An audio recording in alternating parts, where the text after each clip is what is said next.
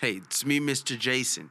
Now, before we get into our video, be sure to hit that subscribe button. Make sure you hit that like button as well as that notification bell so that you know whenever we upload.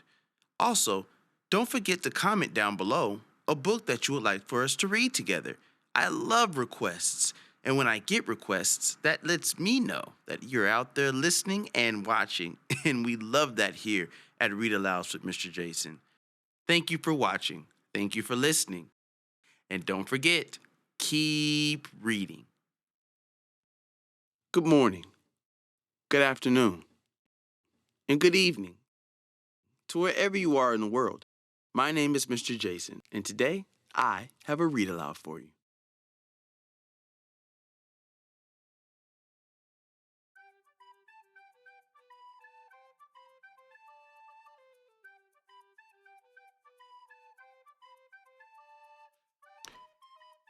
Welcome back to another episode of Read Alouds with Mr. Jason. I'm glad that you came to read with us today. Today we have a great story for you. But before we get into that, I want to say thank you to all of the subscribers out there for helping us reach our 1,000th subscriber on YouTube.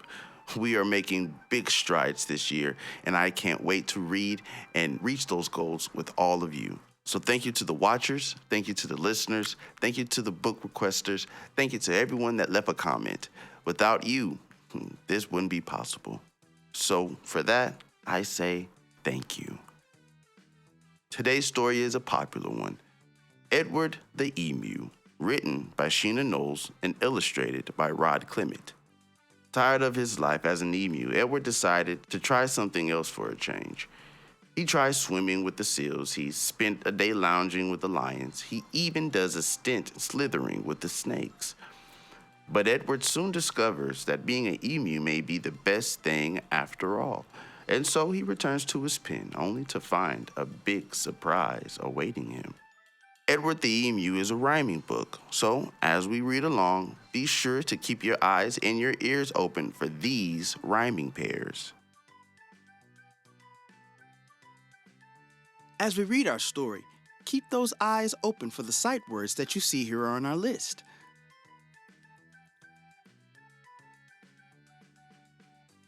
Also, for the parents and the teachers that are watching, here are a few key developmental indicators this particular story teaches.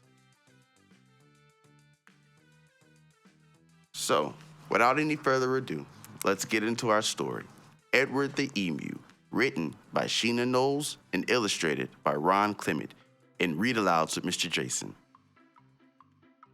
Edward the Emu was sick of the zoo. There was nowhere to go. There was nothing to do. And compared to the seals that lived next door, well, being an emu was frankly a bore. So that night when the zookeeper went home to bed, Edward jumped from his pen and laughed as he said, "The seals are best. Anybody can tell. So tomorrow, I'll just be a seal as well." The next morning at 9, when they opened the zoo, the seals were swimming and Edward was too. He dived in the water and basked in the sun, and he balanced a ball on his beak just for fun.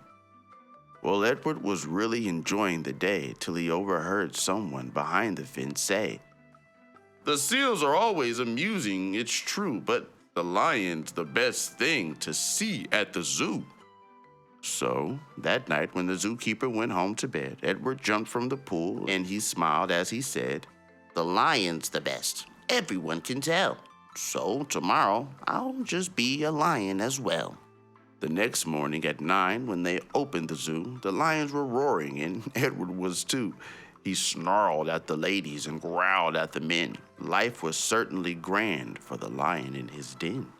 Well, Edward was having a wonderful day till a man in the crowd had the gumption to say, "The lion's a beast I shall always detest. The snakes are the things that I like to see best."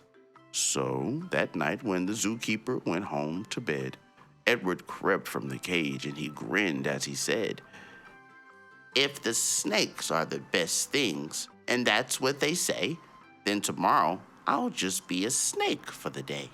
The next morning at 9, when they opened the zoo, the snakes were all hissing and Edward was too. He slipped round the rocks, it was magic to see. Then he curled himself casually up around a tree. Well, Edward was just warming up for the day. when he overheard one of the visitors say, "The snakes are impressive. I know this is true, but the emu's by far the best thing at the zoo." "The emu?" gasped Edward. "My goodness, that's me. I'm the thing that the gentleman most likes to see. Not the seals, not the lions, the snakes, and the rest. It's Edward the Emu. He likes to see the best." So, that night when the zookeeper went home to bed, Edward slipped from the cage and he laughed as he said, "If the emu's the best, then that's easy then. Tomorrow I'm Edward, the emu again." Edward ran to the place where he used to reside, but oh, what a shock when he clambered inside.